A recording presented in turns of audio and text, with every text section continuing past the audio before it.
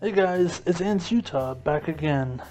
Today, there hasn't been much change in the last week, so I thought I'd take a trip with you on how I capture and tube my queens, along with all the things I use to take videos and pictures. First, come walk with me. The first area I picked is a park in North Ogden area.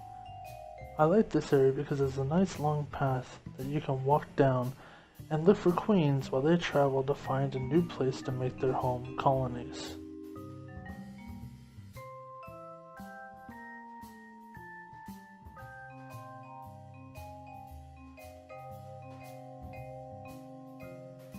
I also like this area because it has a nice fresh water source nearby.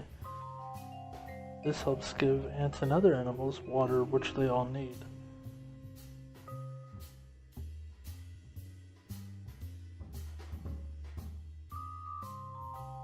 I did not find any ants this day along this path, as I believe it was too windy at first, but I still took a chance on seeing if any queens were still walking around from the night before when the winds were not blowing as much.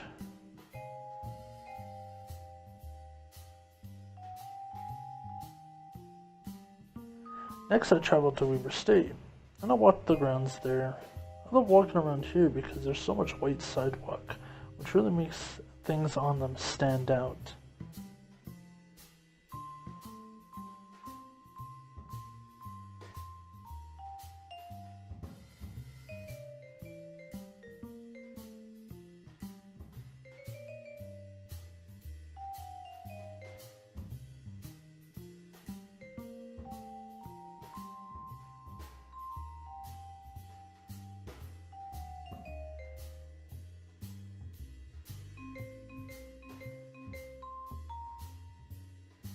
As I walked the grounds, I decided to stop filming as I did not want to waste the battery life or the memory space just in case I was able to film catching any queens.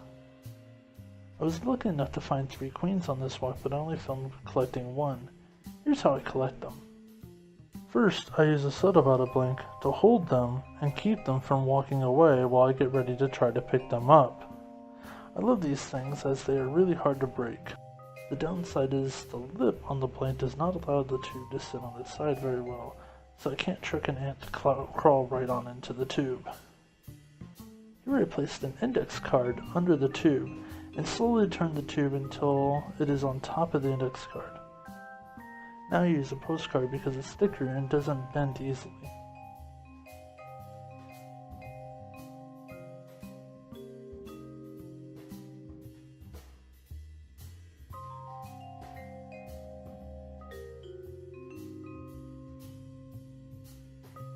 Then I pick the card and the tube up and flip the queen right into the tube.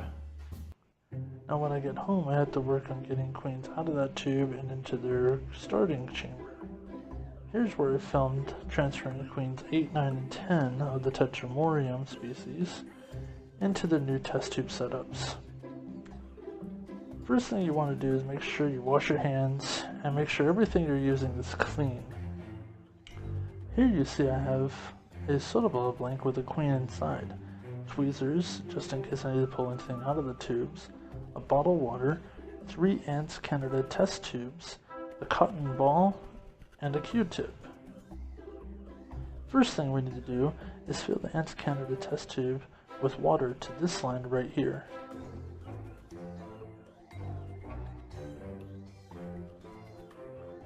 Now that I got the water into that line, I need to grab cotton, rip some of it off to the sizes needed to comfortably fit into the tube. You want a tight enough fit that has some resistance but not too tight you can't move it. Now, after I rip it, I make sure to fold the rip side back into the cotton ball and make sure that side goes into the tube first.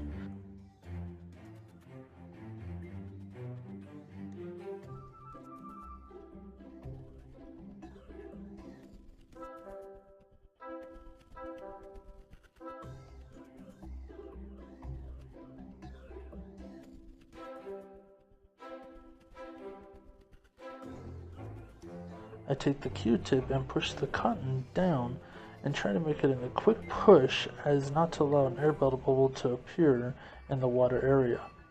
Then I pat down the rest of the cotton to make sure that it gets damp from the water in the tube.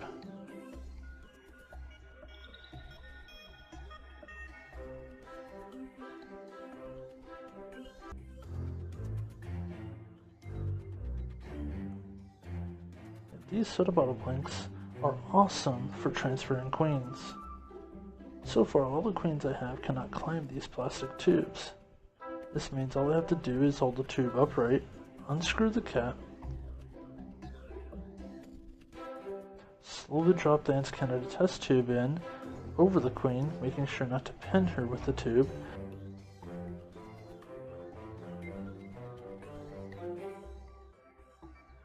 and then flip. The queen falls onto the cotton and is disoriented long enough for me to place a cotton over the exit to keep her in. The cotton ball I was going to use first was not going to make the exit tight enough, so I had to get another piece. Again, I fold the rib side into the cotton ball and then push the non-rib side into the tube first. And here we have a queen in her new starting tube setup. Here's me doing this setup again.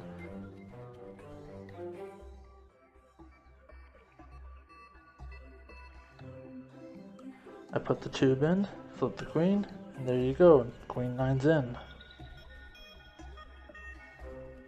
Queen 10, drop the tube in,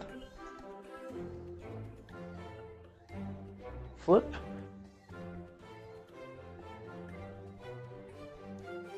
queen 10 is in her new home. Now that you've seen how I get the queens into the home, maybe it's time for you to know what I use to film and take pictures with these queens. The first thing I want to say is you don't need expensive things to take good pictures or to take good videos. Some things work pretty well as they are. The first thing that I take pictures with is my Casio XL. It's good at movies and good at pictures too. It has an 8.1 megapixel and a 3x zoom. The downside is the zoom is not that great for taking pictures of ants. Then we have my Galaxy Note 6. I started with the Note 4, but due to issues I had to trade it in and got a Note 6. As a standalone, it doesn't take awesome pictures or videos of ants, but I use a little something else to get up close and personal. Then we have the Amcrest IPM 841B, the 1080p Wi-Fi camera. This is what I use for all night vision shots, and to keep a close eye on the colonies that stay in darkness. This is a real good camera and setup is pretty easy. The downside is the app for Chrome doesn't work, and if you want to watch playback on Internet Explorer, you can't go full screen, or the picture jumps off of its holder in the window. But I like watching it on the app that they have for my phone. Other than that, it's good for watching. The functional web access is not that great. For those that still have a Galaxy Note 4, this is an awesome thing that I found on Amazon. The micro lens allowed me to get some very good pictures as the one you see in there.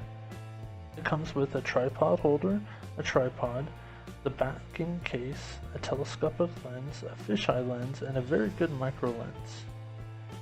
It gave me some very good pictures. Now sadly though, with me upgrading to the Note 6, I can't use this anymore. I also found this on Amazon, which I use for my Note 6. I miss the better pictures I got from the other set, but this works very well and gives me pictures as the one you see here. But that's all for now. This is Ant Utah signing out and reminding you that ads work wonders. But wait, what is that?